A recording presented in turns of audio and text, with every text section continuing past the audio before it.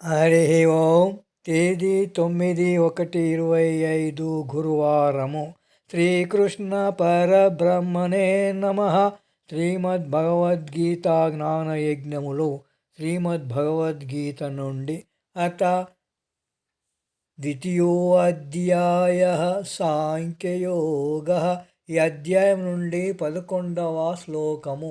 శ్రీ భగవాను ఉవాచ అశోచ్యానన్వశోచస్త్వం ప్రజ్ఞావాదాం చ భాససి గతాసూ న గతాసూం చ నానుశోచంతి పండితాః.